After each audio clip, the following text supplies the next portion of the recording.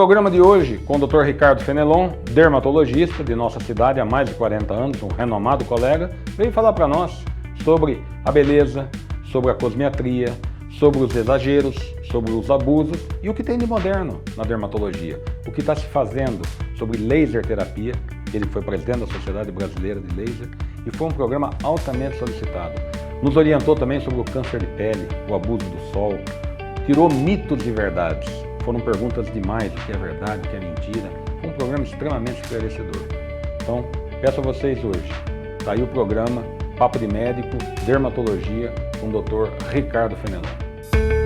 Papo de Médico, com o Dr. Carlos Fernando. Dr. Ricardo, tudo bem? Tudo ótimo. Muito obrigado pela sua presença aqui. Eu sei que seu tempo é muito curto, mas a gente sabe do seu trabalho, sabe da sua história. E a gente gostaria que você já começasse a falar aqui para os nossos internautas, para os seus colegas, para as suas colegas, para todo esse público que eu citei, que nos assiste, sobre a sua formação um pouco, sobre a tua história, como é que você começou. E no decorrer eu vou te abordando várias perguntas que você tem aqui. Nós temos algumas coisas de mito e verdade que está chegando aqui para nós. E vamos falar desse parque tecnológico, o que mudou na dermatologia. Mas, por favor, se apresente aí para nós. Eu sou Ricardo Fenelon, dermatologista, com quase 40 anos de atuação em Brasília. Me especializei em dermatologia no Rio de Janeiro, na Santa Casa, serviço do saudoso professor Silvio Fraga, e venho trabalhando em Brasília com dermatologia, como já disse, há quase 40 anos. E venho acompanhando o desenvolvimento da dermatologia, que antigamente, no passado, era uma área especificamente clínica, e hoje a dermatologia cresceu muito, a abrangência do dermatologista cresceu enormemente, e a dermatologia hoje é cirúrgica, a dermatologia nós temos o advento do laser, que veio modernizar enormemente e nos oferecer a possibilidade de tratar patologias que nós não tínhamos como tratar antigamente, e hoje com o advento da tecnologia, nós temos condições de tratar. Então, primeiro, agradecer Brasília. Ontem nós estávamos comemorando 61 anos, uma cidade que nos acolheu, né, Carlos? Uma cidade que deu imensas oportunidades ao povo de Brasília, à população de Brasília, que acreditou no nosso trabalho. Enfim, é um momento muito feliz de estar aqui no Sindicato dos Médicos, podendo falar com vocês. Ricardo, o nosso tempo de formado é quase o mesmo, né? Eu já estou com 35 anos de formado também. Eu acho que a gente pode fazer uma volta aí de quando a gente se formou, como que a gente começou, né? Eu tive a oportunidade da dermatologia de aprender muitas patologias e também patologias mais raras. Eu sou formado em Uberaba, eu tive a oportunidade de um lado, mas a infelicidade do outro, até de ver o fogo selvagem, você está entendendo? Onde os pacientes dormiam em folha de bananeira, que o lençol gruda naquelas feridas. Tratamos desse tipo de paciente e tudo mais, né? Tratamos muitos pacientes de todas as doenças da pele que a gente poderia conhecer e tudo mais. E eu acho que a dermatologia hoje, no meu entendimento, ela tem um pouco de uma divisão das patologias dermatológicas e da dermatologia clínica do ponto de vista da cosmetologia, né? Dentro desse segmento. Porque a tecnologia trouxe isso. Fala para nós hoje, a nível de Brasil, hoje aqui em Brasília, né? Sobre as suas clínicas, o que você está fazendo, o que tem de aparelho, de tecnologia. É um programa que não tem conflito de interesse, tá certo? Pode falar o que você faz, onde é seu consultório. Já está chegando pergunta aqui, perguntando que já conhecem você de nome. Tem paciente aqui seu que já entrou aqui na audiência do programa. Então, conta para nós essa dermatologia mais clínica hoje, como é que o pessoal está tratando, e um pouquinho, né, da formação do médico dermatologista, que também parece que fugiu um pouquinho mais para o lado mais da cosmetria. A gente está vendo que o dermatologista hoje, acho que de cada 10 que se forma nas residências e tudo, tem menos colegas mexendo com essa parte da patologia clínica. Como é que está isso? Dá uma passada aí para nós. Carlos, eu acho que a formação continua a mesma que você teve, aquela formação de fazer diagnóstico, porque você não tem como falar em medicina sem diagnóstico. Você tem que ter um diagnóstico, pelo menos na alopatia, que é a área que nós atuamos, a medicina convencional, você tem que ter um diagnóstico. Então, o dermatologista ele passa por uma formação como clínico geral e depois ele vai fazer dermatologia. Agora, a área da cosmiatria foi uma área que cresceu enormemente, porque a demanda dos pacientes é enorme. Com a evolução dos tratamentos, vou te dar alguns exemplos de tratamentos, como, por exemplo, a toxina botulínica, mais conhecida popularmente como Botox, mas tem outras toxinas do mesmo nível técnico. Você tem aí os preenchimentos com ácido hialurônico. Eu sou da época em que se fazia preenchimento com colágeno bovino e que você tinha que fazer testes antes para ver se o paciente não tinha alergia. A durabilidade ali daquele preenchedor era muito rápido, ele desaparecia, era reabsorvido, e hoje você tem o ácido hialurônico e que foi só se aprimorando e você consegue resultados muito consistentes, o paciente fica muito feliz. Agora, a dermatologia, você não tem, eu vou repetir, como pensar em ser dermatologista se você não tiver uma formação sólida, porque é muito perigoso o que vem acontecendo. Aproveitando aqui que nós estamos dentro do sindicato dos médicos, você não tem como você atuar em procedimentos dermatológicos sem você estar preparado para isso. Nós temos hoje uma invasão de outras profissões, não digo nem especialidades, que vão tratar, vão fazer procedimentos dermatológicos sem a formação adequada. Eu acho isso uma temeridade, porque você, por exemplo, pode olhar vamos falar num termo popular, uma pinta e achar que aquilo não é nada e tirar aquilo com shave, uma cirurgiazinha, sem os cuidados necessários, e você está tratando do melanoma e está colocando em risco a vida daquele paciente. Você, como ginecologista, você sabe. Tem duas maneiras do profissional ser muito corajoso. Ou ele não sabe nada, ou ele sabe muito. Porque quem não sabe, não teme. Então, vai lá e faz. Então, eu acho muito preocupante para nós médicos, para nós dermatologistas, essa invasão, não por reserva de mercado. Graças a Deus eu tenho uma vida profissional bem-sucedida, não é isso que me preocupa nessa altura da minha vida, mas o que me preocupa é que os pacientes vão se expondo, o paciente acha que é tudo igual e não é igual. A formação de um médico leva muito tempo. Mas você falou um ponto aí que eu ia tocar, não ia deixar de tocar, até por estar numa casa política, e ter um trabalho hoje que a gente luta dentro do Congresso, com os lobbies que existem, de você aprovar procedimentos para outras profissões que não são, não é ato médico, que é ato médico, quer dizer, você pegar uma agulha e furar uma epiderme, uma derme ali, já é ato médico, né? Então hoje você vê muita clínica, muita gente de outras áreas invadindo. Não médicos. Não médicos. Eu acho que o mais complicado é isso, né? O cara está fazendo aí uma série de coisas que nós vamos falar. E a tua preocupação na minha ótica, por tudo que você tem de sucesso, de responsabilidade, de trabalho muito bem feito, né? Você é considerado um dos melhores dermatologistas do Brasil hoje. Não tem aqui para te gabar disso. A realidade chegou, não é verdade? A sequela que você trata. Eu tenho certeza que no teu consultório chega sequelas para você tratar de procedimentos feitos por não médicos que fazem um curso aí de final de semana, né? Faz um conjugado aí, faz um monte de receitinha, um monte de coisa, e acontece. E aí você vai tratar o quê? Você vai tratar uma mancha, você vai tratar uma cicatriz errada que ficou, você vai tratar uma deformidade lá no seu consultório, que esse é o principal, e com certeza você fica triste de ver isso no paciente. Carlos, se você for acompanhar, você vai se relembrar aí que você é muito bem informado, a vascularização da face.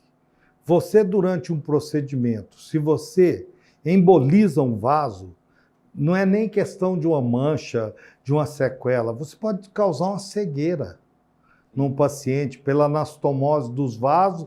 Você vai fazer um preenchimento, aquilo entra dentro do vaso, obstrui a artéria da retina e você tem uma cegueira. Então isso é muito sério, se você não tem uma formação. Eu não estou aqui para criar nenhum confronto com ninguém, mas eu acho que isso tem que ser pensado com muito cuidado, porque você está expondo o paciente. A formação de um médico é uma coisa que leva muito tempo para você estar habilitado a fazer determinados procedimentos. Então, eu acho temerário. E essa é uma luta nossa, né? Tanto do sindicato, da Federação Nacional dos Médicos, dos conselhos, né? Em relação junto ao Congresso, porque muitas vezes, muitas coisas que às vezes são aprovadas lá, a parte política da expectativa de um grupo de políticos, infelizmente, vence a parte técnica. Você entende? E com isso aprovam essas situações aí. E coloca os pacientes em risco. Coloca os pacientes em risco. Isso é uma realidade que a gente tem que falar, não é verdade? E essa indústria da beleza hoje, do rejuvenescimento, essa indústria da forçação de barra, de você estar nas mídias sociais, você está bonito, você está tudo, virou quase que uma paranoia na cabeça das pessoas, infelizmente, né? E eu passo por mim, por exemplo, eu fazia consultório até 3 anos atrás, os pacientes vão no meu consultório com menopausa, que é um hormônio, doutor, só um remedinho para mim melhorar de tudo. Não é assim, né? Eu acho que a vida, rejuvenescer, emagrecer, buscar felicidade, buscar reencontros, é um conjunto de coisas que nós, como médico, a gente ajuda, a gente informa, a gente orienta, mas não tem nada mágico na mão. Bem, hoje nós estamos lutando e vem aparecendo cada vez com maior frequência com um problema que chama de dismorfofobia.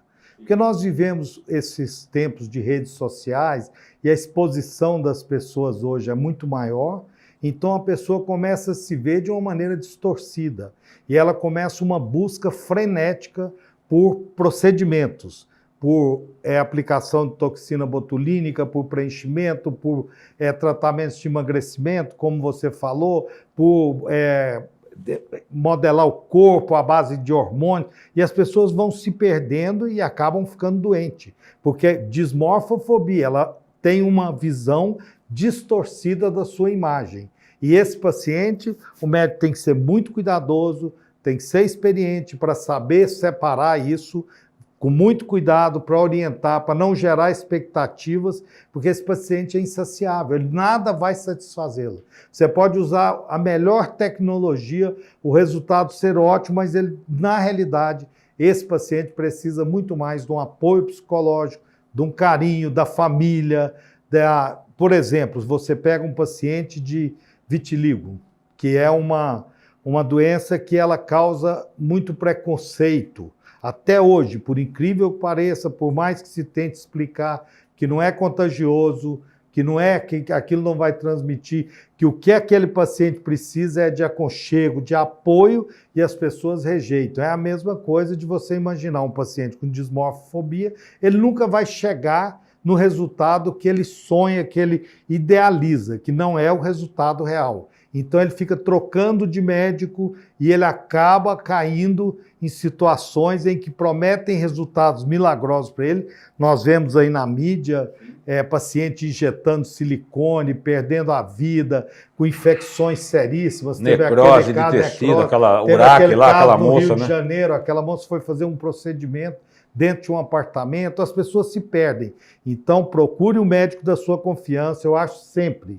Para você que está nos assistindo, procure um profissional da sua confiança que tenha referência para você minimizar ao máximo os riscos quando for se submeter a um procedimento.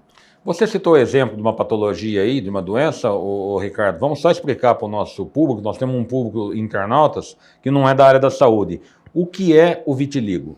Vitiligo é uma doença autoimune, hoje é a principal teoria a mais aceita, muito relacionada ao sistema emocional, porque você tem aí o sistema neurológico, imunológico, muito ligado às emoções, e que a pessoa vai perdendo a pigmentação em determinadas regiões, em volta das pálpebras, nas mãos, nas extremidades, enfim, qualquer região do corpo, e que evolui de uma maneira irregular. E aquilo gera um preconceito quando deveria gerar um aconchego, deveria gerar um carinho, uma solidariedade, que é o que aquela pessoa precisa. Porque, na realidade, aquilo não vai ter contágio, não vai passar de uma pessoa... Mas dá um mau aspecto, né? Acaba gerando a pessoa fica muito... Se a pessoa se sente rejeitada, aumenta o constrangimento e ainda aumenta a possibilidade de que esse vitiligo vá se estender. E até o bullying, né? Sim. Até o bullying que é muito grave. Mas nessa busca dessa beleza excessiva hoje, dessas coisas milagrosas e tudo mais, Ricardo, eu na minha área, sabe o que eu pego muito? Eu pego muito as pacientes homem não, né? Não atendo homem, né? Atendo mulher, sou ginecologista, meus internautas já conhecem o nosso programa, mas só quem está vendo pela primeira vez, as pacientes que buscam um emagrecimento com anabolizantes, com dietas as mais loucas possíveis que você pensa, e que vão para a academia e chega lá na academia, tem excelentes personagens e tem personagens que às vezes quer agradar, quer fazer, não tem informação para isso, e começa a sugerir anabolizantes para os pacientes. O que eu pego muito no meu consultório são complicações, principalmente hoje, da testosterona. Eu pego paciente com a massa muscular muito aumentada, o timbre de voz diferente, hirsutismo, que é aumento de pelo. Onde ela não deveria ter. Onde ela não deveria ter. Aumento do clítoris. Sim. Você está entendendo?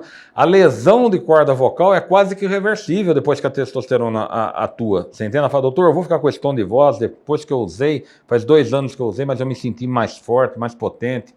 Eu estou com 45, 50 anos, eu senti uma moça de 25 anos, aquela força e tal. Eu falei, olha, você está colhendo sequela de um produto que você até poderia ter usado se fosse avaliado por um colega meu ou por mim, com indicação.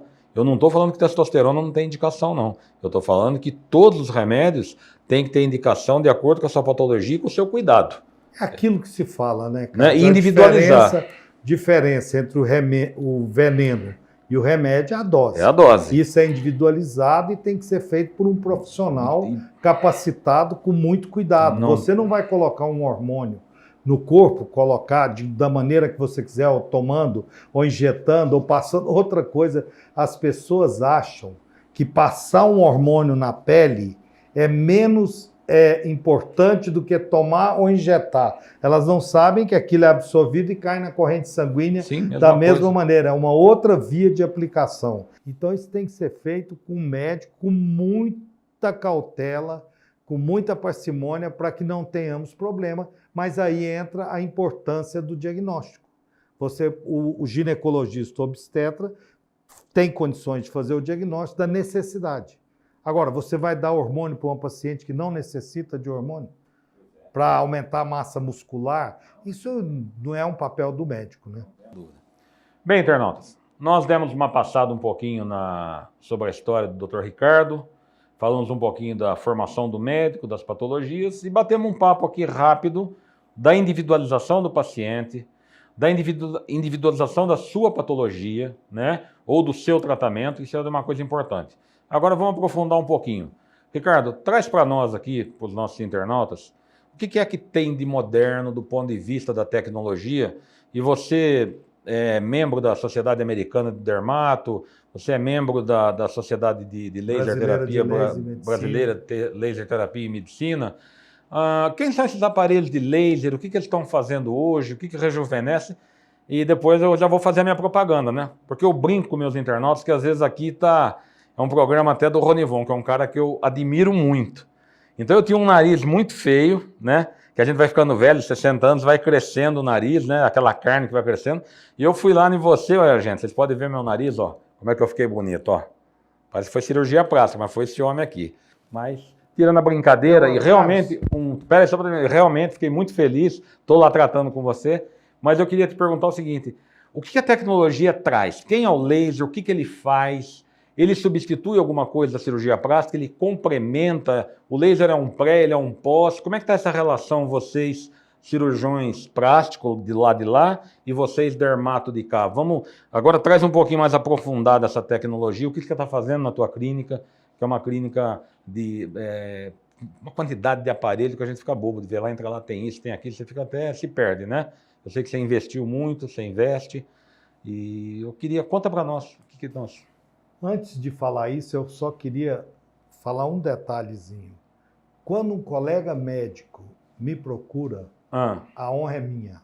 Obrigado. Porque quando um colega te escolhe, é uma pessoa que tem mais informações para fazer a escolha dela. E se ela te escolheu, você tem que se sentir honrado pela confiança. Então, foi um prazer tratar de você. A vida toda eu te mandei paciente, minha família, seus pacientes. É muito gentil, isso é uma grande verdade. Carlos, tecnologia, né? Tecnologia. Você sabe que o novo sempre traz um pouco de resistência. E nessa área de laser, o laser na dermatologia, eu posso citar inúmeros avanços. Vamos começar, por exemplo, pelo hemangioma. O que é o hemangioma para o nosso internauta? É um tumor vascular benigno, uma proliferação de vasos no rosto que vocês veem. Aquela mancha vermelha, né? Vermelha, mancha vinho do Porto. O que nós podíamos fazer antigamente? Muito pouco. E hoje você tem aparelhos de laser específicos que são atraídos por um componente do sangue, a hemoglobina, e acaba destruindo aquela proliferação de vasos com segurança e mudando a vida daquela criança. Como não se entusiasmar com isso? Você falou agora um pouquinho antes sobre bullying. Você imagina uma criança com uma mancha, as crianças não têm muito filtro e vai ser um bullying enorme que vai modificar a personalidade daquela criança. Aquela criança vai ser uma criança retraída, aquilo vai, na formação dela, vai dificultar muito. E hoje você, com o laser, você tem condições de oferecer resultados extraordinários.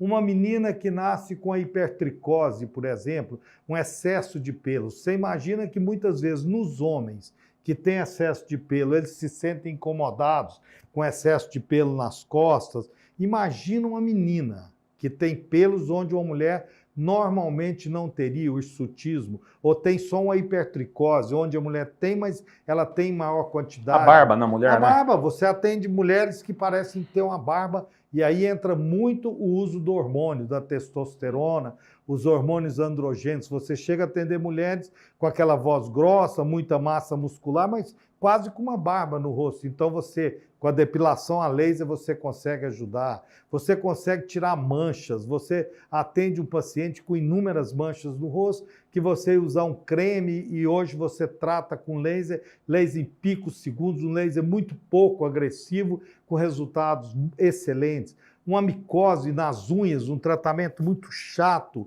muito longo, porque uma unha nos pés demora um ano e meio para ela crescer totalmente. Você tem como tratar com laser, o laser ajuda muito, o laser hoje é indolor. Quer dizer, você tem a gama enorme. Acne, você atende um menino com acne, uma acne realmente que vai causar deformações, vai deixar cicatrizes, vai deixar sequelas, vai afetar emocionalmente. Você tem como depois... Você tem tratamentos durante o tratamento da acne, o laser auxilia muito, desinflama, reduz a inflamação ali, e depois você tratar as cicatrizes, fazendo um peeling a laser. Enfim, eu vou lembrando aqui, as aplicações do laser são inúmeras.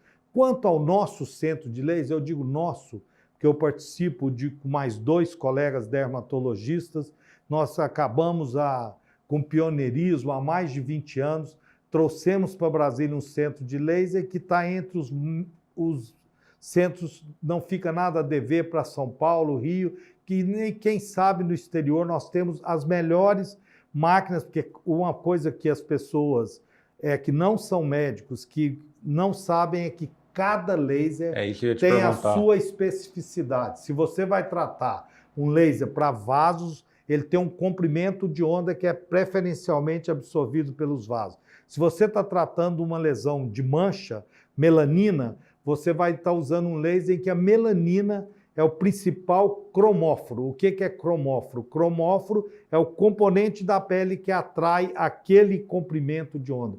Então nós temos inúmeras possibilidades de ajudar. É um mundo fascinante. Cada dia você trabalhando nesses 20 anos, você vai aprendendo outras utilizações do laser com resultados excelentes e com segurança. Agora, eu sempre digo, eu não canso de repetir isso, procure o dermatologista da sua confiança.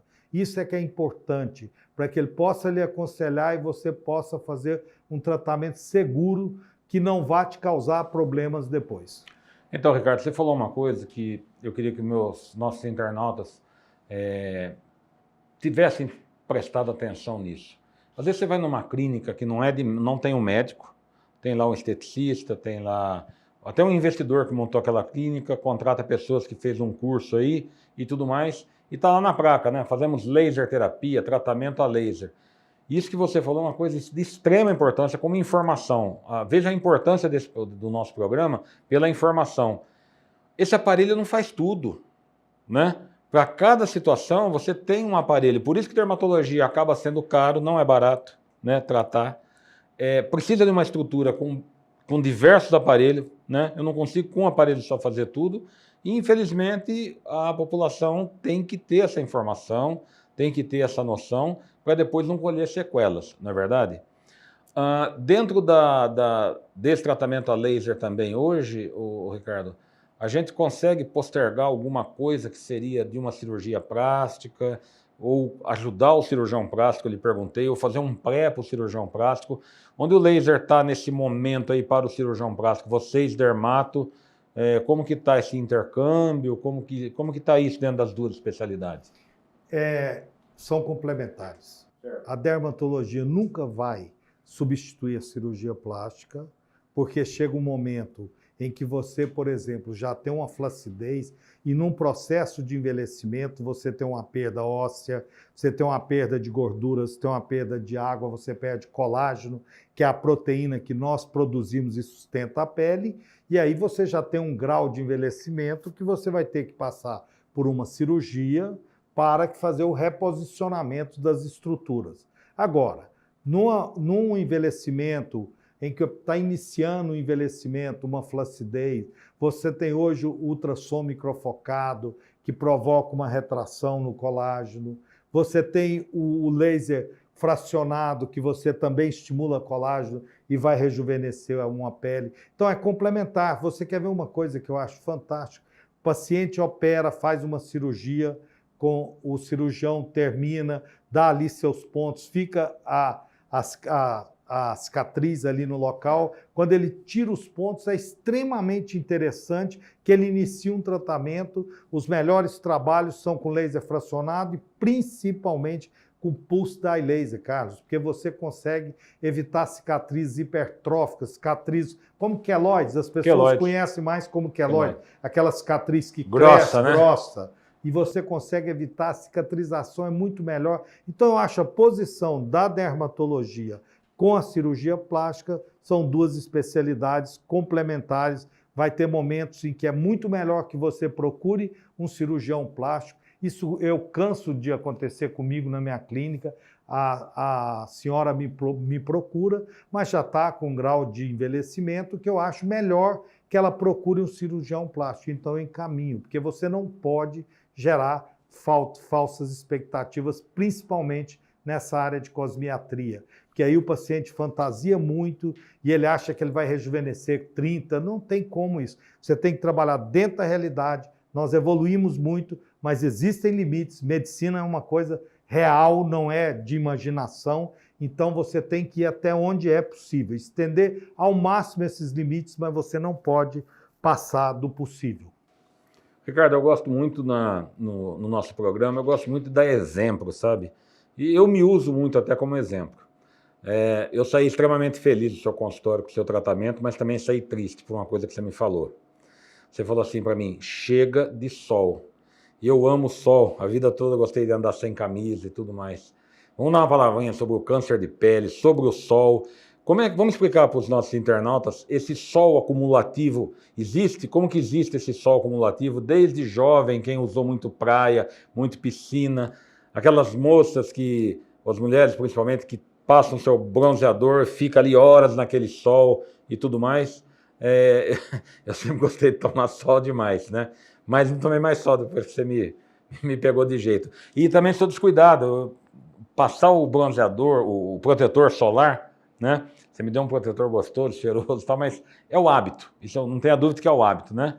E hoje, com o uso da máscara, então, com essa situação de Covid que nós estamos passando, aquilo gruda na gente, aquele negócio tudo um pouco e tal. Mas essa rodopiada que eu dei, essa brincadeira com você, que é uma verdade, que eu sou teu paciente, fala de sol e câncer de pele, como que está hoje, falta publicidade para o câncer de pele no país hoje, para proteger do câncer de pele. Faz essa miscelânea, dá essa volta nessa miscelânea aí. Eu acho que a Sociedade Brasileira de Dermatologia divulga e faz o que é possível, faz campanhas. Agora, nós moramos num país extremamente ensolarado. Você não tem como, e você tem que trabalhar dentro da realidade.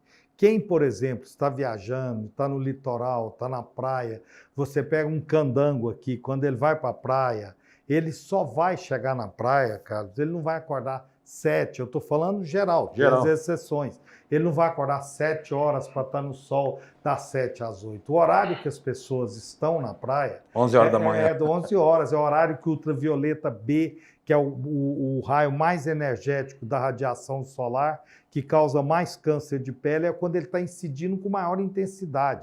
E, além disso, também, caiu muito por terra essa ideia de que era só ultravioleta B. Hoje a gente sabe que o ultravioleta A, que tem um comprimento de onda mais longo, ele, além de envelhecer precocemente a pele, ele também acelera o aparecimento de câncer de pele. Câncer de pele e sol são diretamente ligados. E não vai ser o sol que você tomou hoje, vai ser o sol que você tomou sua vida toda. Então é muito importante que as mães comecem a proteger os bebês. Por quê? Porque 80% dos malefícios que o sol causa na nossa pele é o sol que você tomou de bebê até os 20 anos. O sol que você toma após os 20 anos, ele vai estar acelerando o aparecimento das alterações que já aconteceram. Então, sol... realmente é difícil, como o Dr. Carlos disse aqui, você mudar de hábitos, mas vale a pena investir nisso. Recentemente, um colega que trabalha comigo, excelente cirurgião, e eu encaminhei para ele uma paciente que tinha uma feridinha aqui. E quando ele foi tirar, era um tumor enorme na profundidade, altamente destrutivo. Então não tenha que câncer de pele é uma bobagem, não é. E olha que eu não estou falando nem de melanoma, eu estou falando muito mais do carcinoma basocelular, que é o mais comum. Você começa com aquela feridinha, áreas expostas, que não cicatriza, você vai descobrir que tem um câncer de pele e que muitas vezes aquilo é um iceberg. Você olha na superfície, é uma coisinha pequena, embaixo está um estrago, uma destruição enorme. Então, é muito importante a proteção solar, sim. Usar chapéu, usar filtro solar, usar óculos, roupas, se for possível, porque a principal causa de câncer de pele é a exposição à radiação ultravioleta ao sol. Ok. Bem, agora nós vamos pegar o Dr. Ricardo e o Dr. Ricardo vai ensinar para nós coisas básicas que eu vou perguntar para ele. A importância da proteção sobre o câncer de pele, né? Ele já mostrou a relação do sol, o acúmulo das irradiações. Ricardo, faz um beabá para nós aí, desde a pessoa que, o caiçara que mora lá na praia, o litorâneo, e nós aqui, como que é o dia a dia de maior quantidade de proteção? O que a gente tem que fazer? Acordar, usar um protetor, qualquer protetor, hoje tem a sua garantia de metro, essa coisa toda. Se quiser falar nome aqui, o programa é aberto, não tem problema nenhum, marca o que for, fique à vontade, nós não temos nenhum conflito de interesse. E aí, no decorrer, de acordo com a profissão, hoje película de carro protege, óculos de sol protege, como é que você orienta o seu paciente que a gente deve se conduzir no dia a dia? E aí, no final de semana, vai para um clube, ou mesmo em casa, algum lugar, que a gente relaxa mais um pouco. Como que você orientaria isso do ponto de vista de saúde, de prevenção, o comportamento da gente, como dermatologista? Carlos, você tem que personalizar a orientação. Se você tem um paciente que vive de terno, gravata e dentro do escritório, você vai pedir para ele para usar um filtro solar 30, fator de proteção solar 30, para que ele de manhã se proteja. As pessoas muitas vezes se esquecem das orelhas, né? E acabam tendo câncer de pele na orelha. Então, esse paciente que no dia a dia ele já está, entre aspas, protegido, ele faz uma proteção a mais. Mas se você tem um salva-vidas, um exemplo, que vai estar de sunga, vai estar no sol o tempo todo, o ideal seria que ele usasse roupas com proteção contra ultravioleta, que nós temos hoje, com dióxido de titânio, são roupas que conseguem refletir o sol e nas áreas expostas um protetor solar acima de 30, um filtro que ele reaplicasse várias vezes. O que é fator de proteção solar? Se você começava a se queimar com 5 minutos, se o fator é 30, você multiplica 5 por 30. Você vai ter 150 minutos de proteção. Ah, que bacana. Isso em condições ideais. Porque se você cai na água, se você transpira muito, os momentos em que você pega mais sol, onde você toma o sol com maior intensidade, esportes na neve. depois esportes aquáticos, depois esportes de uma maneira geral. São os momentos em que há maior exposição ao sol. Porque você imagina, na água, na neve, o sol reflete. Então não é só o sol que você toma incidência direta.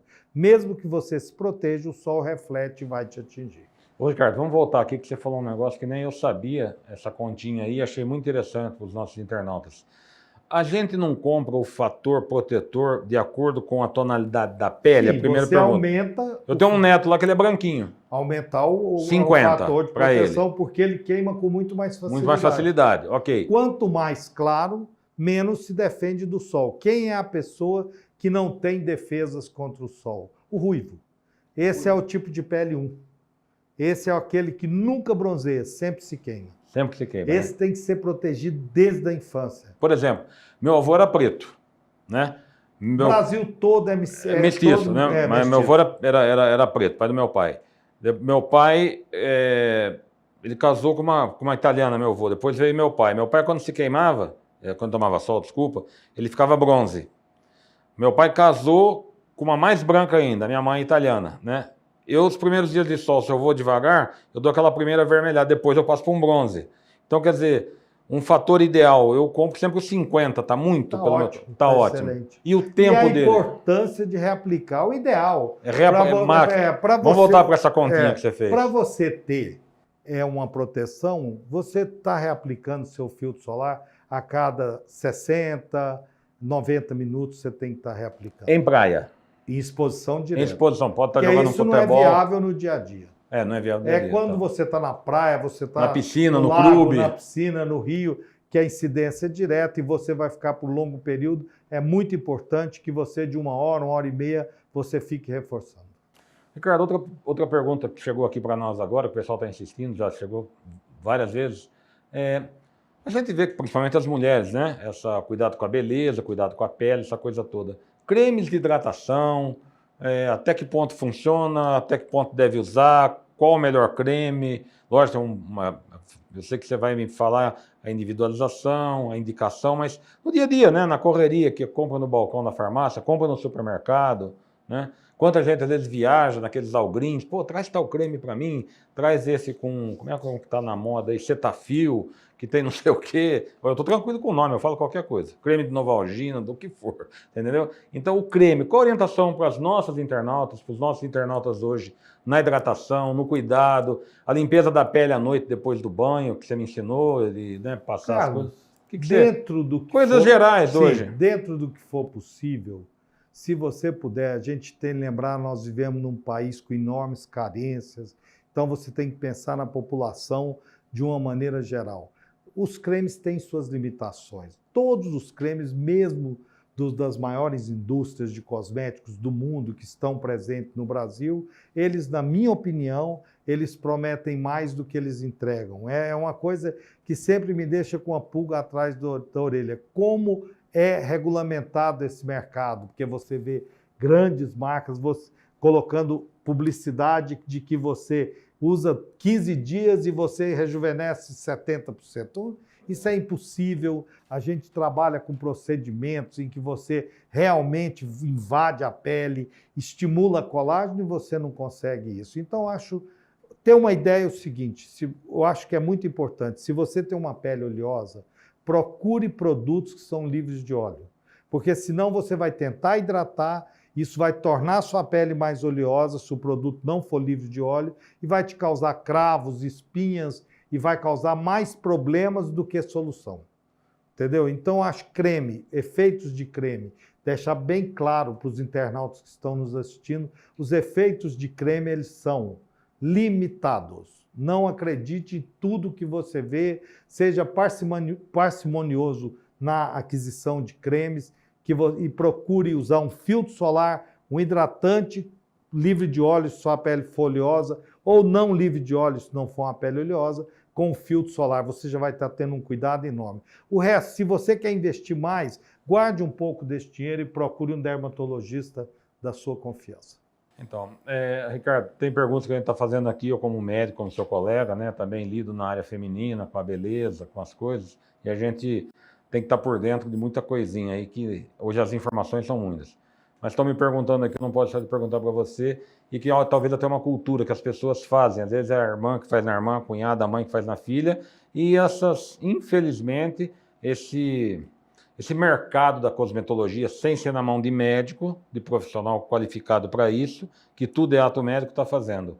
Limpeza de pele, aquela espremeção de cravo, aquela limpeza que fazem, e usam até produtos químicos e tudo mais hoje. Como é que está isso aí? O que vocês estão pegando de sequela? Que resultado que tem? Espreme. Ah, eu limpei, minha cara ficou ótima, não sei o quê. Como é? Se você procura uma profissional ou um profissional bem treinado na área de estética, ele fazer uma limpeza de pele, eu acho justo. Eu acho justo que ele ganhe o sustento da família dele, fazendo um trabalho para o qual ele esteja treinado, de preferência com a supervisão de um dermatologista. Agora, você falou um pouco atrás, nessa nossa conversa, sobre procedimentos invasivos. Procedimento invasivo é para médico? Para médico, sim, não tenha dúvida. Sabe? O nosso internauta Eu tem acho que que tirar dessa tem que entrevista tirar isso. Se ele isso- levar no coração isso e essa informação, eu estou satisfeito. Já valeu muito a nossa conversa. Eu fico muito feliz se essa mensagem ficar muito clara. Procedimento invasivo na pele, que é o nosso maior órgão, você sabe, né? Sim. Como ginecologista, o nosso maior órgão é a pele. Muito cuidado, porque tudo tem repercussão. Então, procedimento invasivo é para médico. Procure economizar, não vai atrás do mais barato, esse mais barato pode sair caro. Procure se informar e procure um médico. Já repeti isso aqui várias vezes, mas é um mantra, eu não canso de falar isso. Procure um médico da sua confiança. Um médico. A formação médica é muito longa para você poder estar habilitado para intervir, para ser agressivo, para você ter procedimento invasivo na pele. Ricardo, não poderia dar uma passada aqui nesse momento, né, que o mundo está vivendo da pandemia, do Covid, tudo que trouxe, né? Hoje, uma angústia, um pânico, um sofrimento que muitos não vão tirar mais porque perdeu seus entes queridos, né? O desemprego, a condição econômica e a paura que nós estamos de sair na rua, né? Ou até de receber quem chega da rua, né? Já estou chegando ao ponto de propor lá em casa para minha mulher até da gente tomar cuidado até com contato íntimo, porque eu não sei se eu estou levando o Covid para dentro de casa, você não sabe se você está levando para dentro da sua casa, e com neto, com filho, com parente e vice-versa, né? Então não tem nem explicação o que a pandemia trouxe em todos esses aspectos, fora o sofrimento de quem pega a doença e vai para um quadro grave. Mas eu não podia deixar de roubar essa pergunta aqui de você, de saber na tua área, na dermatologia, existe alguma coisa que, às vezes, a paciente entra no seu consultório e você já consegue... Porque eu acho que a grande história, além da prevenção, é o paciente assintomático, né, que está transmitindo. E o paciente sintomático na dermatologia tem um sinal, tem um sintoma que você... Opa, eu tô antenado ao Covid e você chama a tua atenção, ou na dermatologia hoje, do Covid.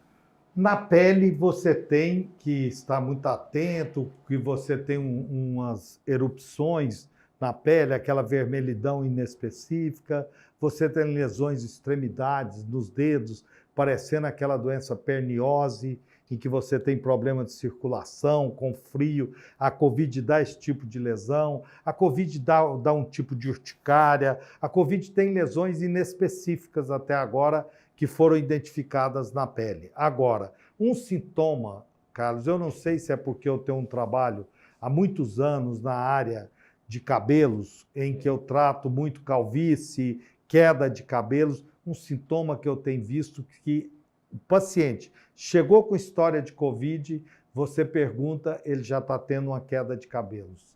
É comum pós-infecção, com febre alta, pós-cirurgia, pós inúmeras causas, ter uma queda de cabelos. Mas o que a Covid vem mostrando para a gente é uma queda mais precoce. Nós chamamos a queda de cabelo de eflúvio telógeno. É um nome médico porque o cabelo, a fase de queda dele, chama telogênica. E a Covid faz isso de uma maneira muito precoce, porque é muito comum que você passe por uma cirurgia, 3, 4 meses depois você tem uma queda dos cabelos. Você teve uma infecção com febre alta, você tem queda dos cabelos. Mas na Covid é mais precoce, 2 meses o paciente já apresentando queda de cabelos.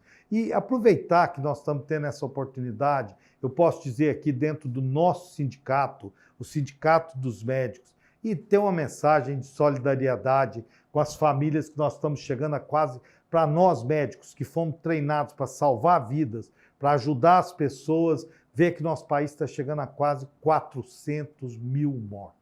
Se você transformar isso em famílias, são muitas pessoas sofrendo, além dos distúrbios psiquiátricos das pessoas que adquiriram a Covid ou que não adquiriram e que vivem sob o medo. Então, acho que a gente precisava, nesse momento, das nossas autoridades, de mais empatia, de mais solidariedade, para ajudar um povo tão sofrido quanto é o povo brasileiro. Pois é. Bem, você falou da parte afetiva e desse transtorno que está causando essa situação. A gente não gostaria nem de entrar nas políticas públicas que o nosso país passou e a consequência que a gente está colhendo disso hoje, né? Vamos torcer para que o número de vacinas matematicamente se corresponda, para a gente atingir o maior número de vacinados possível, e vamos torcer, pedir a Deus e aos cientistas, a tudo, que a gente consiga entender e controlar até que ponto, né, a mutação do vírus. Mas chegou aqui uma pergunta aqui, eu vou te passar para você do jeitinho que o nosso internauta está perguntando. Doutor, até onde ou aonde que não tem conserto a minha calvície? O que o senhor está fazendo para a calvície? Olha, esse é o Antônio, de onde? De Belém. O Antônio de Belém, ele só não falou a profissão dele. Tudo bem, Antônio? Está perguntando aí. E manda dizer que, tá aqui, ó, manda dizer que vem tratar com você se você puser cabelo nele, que ele é careca.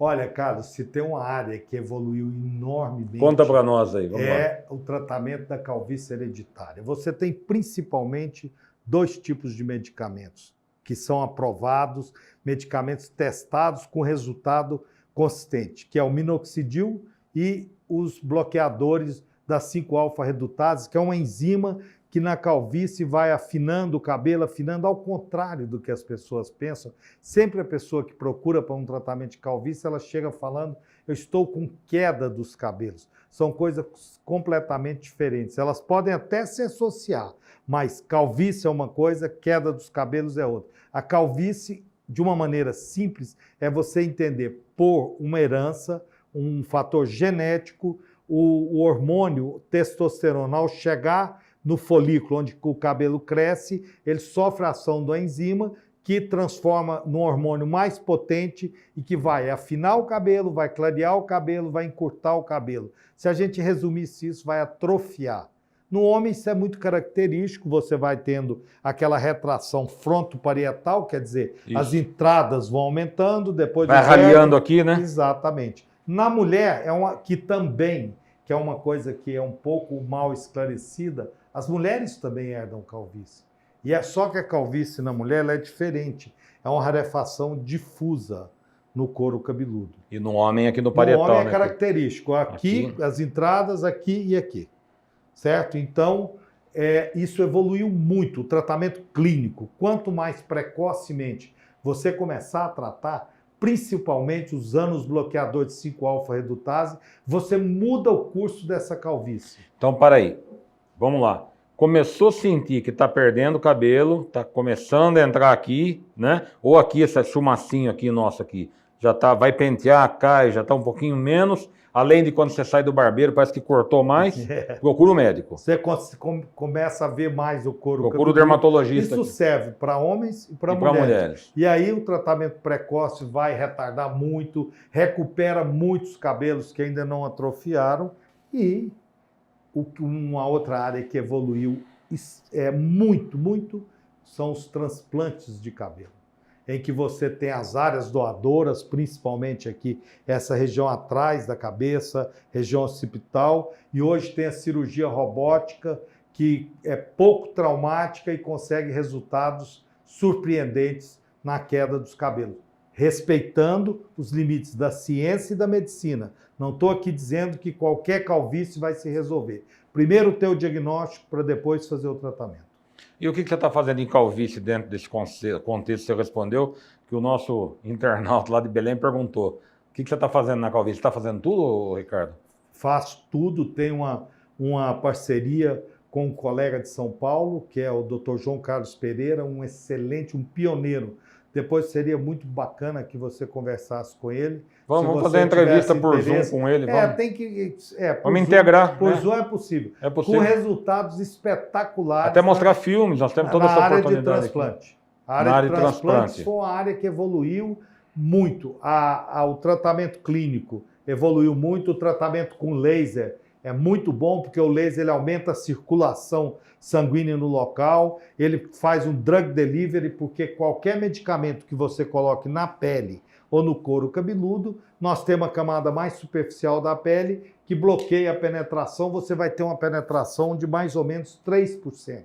E com laser você consegue quebrar essa barreira, o medicamento penetra mais, prolongar a fase de crescimento do fio, enfim, ajuda muito no tratamento da calvície. Antes da cirurgia, tudo Antes isso, da né? cirurgia. Tudo E isso. depois também você tem que manter, porque você não vai ter como mudar a genética desse paciente. Existe hoje uma pesquisa de um grande laboratório japonês, como você disse que não tem nenhum conflito de interesse. De jeito nenhum. É Shiseido, que é um grande com um laboratório de genética, e estão trabalhando muito a parte de células-tronco. Eu acho que isso vem. Eu sou entusiasta de pesquisa, de novidade. Eu acho que você, com cuidado médico, mas você não pode bloquear. Eu vou te dar um exemplo.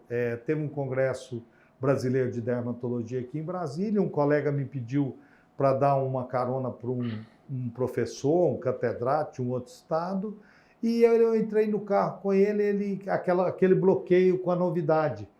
Porque eu não preciso de laser para trabalhar, porque eu faço com isso, mas faz não com a mesma qualidade e com muita dificuldade. Então, acho que a gente não deve bloquear a mente para nada, Carlos. O novo está aí para a gente, com cuidado, com cautela, principalmente quem é médico, para você se envolver com cuidado e oferecer o que é melhor para os seus pacientes. Porque senão, se você não tomar cuidado, você é um grande médico, sabe disso. Você vai estar falando de passado. É verdade, sabe? Não tenha dúvida. E é muito rápido no mundo de hoje. As coisas mudam muito rapidamente. Outro dia eu estava com um amigo tomando um café e eu percebi que ele estava num relativo sofrimento pela calvície, né? E até eu brinquei com ele, rapaz, não preocupa com isso não, pô. Tipo assim, né? Você tá um cara bem-sucedido, família tá feliz, eu tô vendo teu sofrimento com essa calvície. Ele falou para mim, é porque você tem essa cabeleira na cabeça, senão você ia ver, me respondeu, né? Então eu percebi que estava um sofrimento atroz. E dentro disso, até para esclarecimento dos nossos internautas, qual a calvície que não tem jeito? Aquele paciente chega no teu consultório, em que estágio que ele chega, o careca mesmo, e não tem ainda o que fazer, ou tem qualquer coisa para fazer? Dá para implantar alguma coisinha, uma expectativa? Desde que você atenda precocemente, você pode ajudar. Agora, uma calvície instalada, aquele paciente que muito jovem, ele fica totalmente calvo, ele não tem área doadora, Carlos. A área é muito pequena, então você não consegue esteticamente fazer um trabalho que vale a pena. É muito pouco folículo, entendeu? Sei. Você tem que ter uma área doadora legal. Para surpresa, você sabe que das pessoas, as mulheres têm mais dificuldade com os cabelos, porque as mulheres têm menos área doadora. Né? Porque tem o cabelo mais longo, mas quando você puxa para tirar os folículos, as mulheres normalmente têm mais dificuldade com o transplante. Não é que não possa fazer, mas é mais difícil. Fenelon, dentro desse negócio da calvície, meu genro viaja muito, né? E ele está até para ir lá com você, que já está incomodando um pouco. Ele já está perdendo, raliando aqui, está tendo as entradas e tal. E aí eu falei, bom, vai lá no Ricardo, pô, o Ricardo vai te orientar, vai te tratar e tal. E dentro disso, um dia ele veio do futebol dele e falou para mim, escuta, Carlos, eu soube por um colega, lá um coronel da PM, que até parece que viajou para tratar de uma calvície, e disse que o melhor centro do mundo hoje, se eu estiver falando besteira, me corrija, está em Israel. Como que está o tratamento da calvície em geral no mundo, Brasil? Existe alguma coisa que tem essa diferença, essa distorção de maior experiência nessa área em algum local? Como que nós estamos aqui no Brasil na calvície hoje? Como é que está aí? Olha, o que eu tenho visto é na Turquia, não é Israel. Desculpa, você me corrigiu agora, processei de novo. Turquia, ele falou para mim, perfeito. E o que ocorre é que tem quase que um turismo. O paciente viaja, ele faz como se fosse um pacote, tudo incluído, e lá ele faz o transplante de cabelos. Eu acho que o Brasil tem tem alguns médicos no Brasil que têm uma excelência nessa área de transplante de cabelos, extremamente avançados, não ficam a dever nada no mundo. E eu acho uma coisa muito insegura você fazer um transplante na Turquia, se der tudo certo, é isso que eu ia perguntar, e aí? Porque é um transplante em série. Eu tive a oportunidade de assistir uma aula no INCAS, é um congresso que acontece anualmente em Paris, sempre final de janeiro, fevereiro, e eu vendo a aula, eles colocam inúmeras macas, os pacientes deitados e vão fazendo o transplante. Você sabe que a natureza humana, o corpo ajuda muito o médico. Muitas vezes, apesar do médico, o paciente fica bom, né? Sim. Então, se der tudo certo, ótimo. Mas se não der certo, você vai recorrer a quem, Carlos? Exatamente. Você já não está na Turquia mais. Eu acho isso... olha, procura um bom médico, se informe. Eu acho isso uma temeridade. Eu não acho que é uma boa ideia. Eu nem gosto dessa coisa de fazer um pacote, tudo incluído. Medicina não é uma coisa para ser feita em grande escala. Medicina é devagarzinho, é artesanal, principalmente transplante. Para você ter um resultado, já que você vai investir nisso, você quer um resultado estético bom. E você pode não alcançar isso. O grande apelo para que as pessoas façam esse tipo de movimento, de ir à Turquia para implantar cabelo, é o preço. E isso é perigoso. Eu acho que não se deve fazer isso. Os resultados... Nós temos médicos fantásticos no Brasil. Economiza um pouco mais de dinheiro, demora um pouco mais a fazer, faz uma restrição aqui, mas quando for fazer, faça com alguém muito bom, para que não fique uma coisa caricata. Não fica uma coisa parecendo aqueles cabelinhos... tá me fugindo aqui. Passarinho bica, né? Fica aqueles cabelo de boneca. Cabelo de boneca. Entendeu? Aquela coisa... Não, é horrível. E isso hoje não existe mais. Se você tiver um bom médico, a sua indicação, porque a indicação em medicina é tudo, né? Sim. Principalmente para cirurgia. A indicação, você tem uma boa indicação, tem uma área doadora boa, você vai ter resultados espetaculares. Você pode ter certeza, Carlos, que você está convivendo com pessoas que você não imagina que elas passaram por um transplante quando é bem feito. Olha que praticamente bacana. Você não percebe, é imperceptível.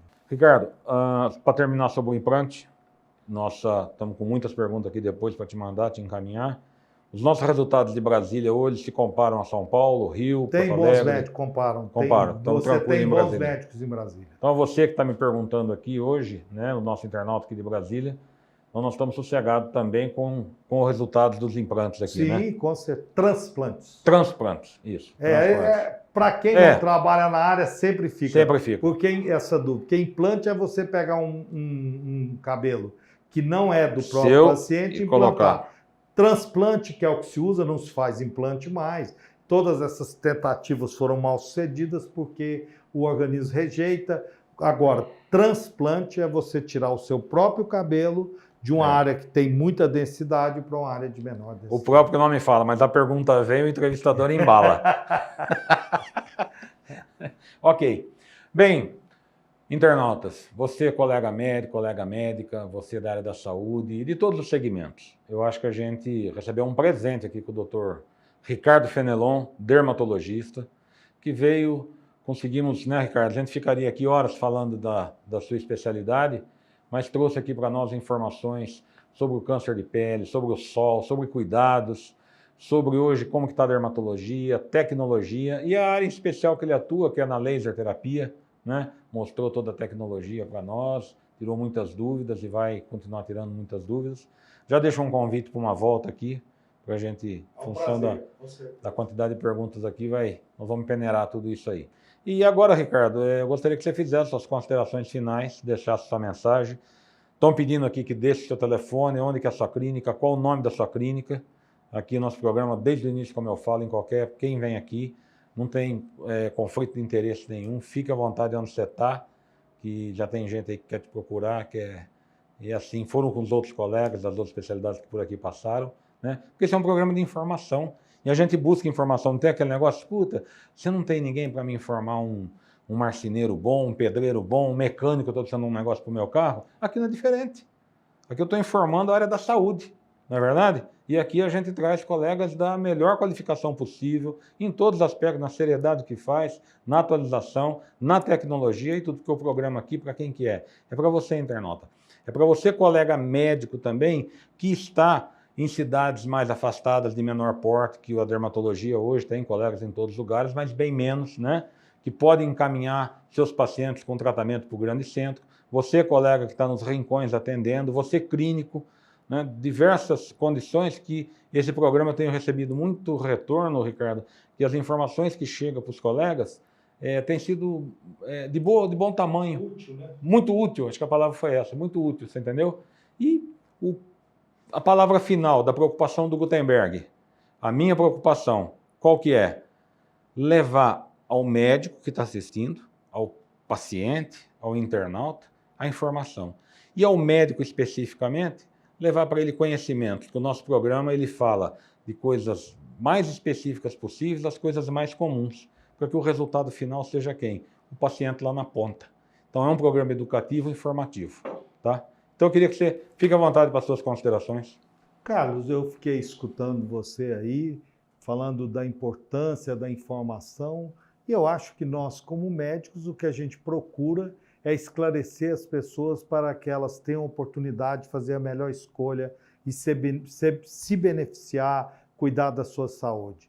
E dizer que foi um prazer, primeiro, falar com um amigo, com um colega, no Sindicato dos Médicos do Distrito Federal, que é um sindicato extremamente atuante, um sindicato que é um orgulho para nós médicos, que foi um prazer estar aqui na Casa dos Médicos, falando sobre medicina. E quando a gente está falando do que gosta, a gente não vê o tempo passar, falamos quase 1 hora aqui e parecendo que tem 10 minutos. Então, fiquei muito feliz de comparecer ao sindicato e de poder informar um pouco do nosso trabalho.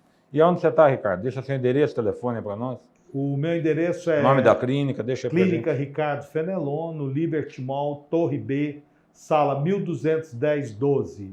O telefone 3361, o DDD 3326-2213. E você tem mais uma clínica da Asa Norte? Tenho o Centro de Dermatologia e Laser de Brasília, na 607 Norte, no edifício Brasília Medical Center, sala 8 e 9, o telefone 61-3445-1375. Ok. Bem, internautas, eu espero que vocês tenham gostado, pela quantidade de perguntas, pela nossa audiência, com certeza, né? E repliquem. Esse programa nosso, ele anda o Brasil todo. O Dr. Gutenberg repassa ele pela Federação Nacional dos Médicos, nós aqui pelo Sindicato dos Médicos, para as demais instituições corporativas da área médica, como o grande objetivo que é a informação. E para você, colega, poder dar o melhor atendimento, a melhor orientação, que o alvo final nosso é o tratamento do paciente, é a orientação do paciente e o que a gente faz que se dedica ao paciente, não é verdade? Saúde. Dependendo de qualquer coisa. Saúde em primeiro lugar. Muito obrigado pela audiência, um abraço a todos. É isso aí, pessoal. Essa foi a temporada 2021 Papo de Médico. Aguarde agora, para 2022, voltaremos com a nova temporada. Espero vocês. Obrigado pela audiência.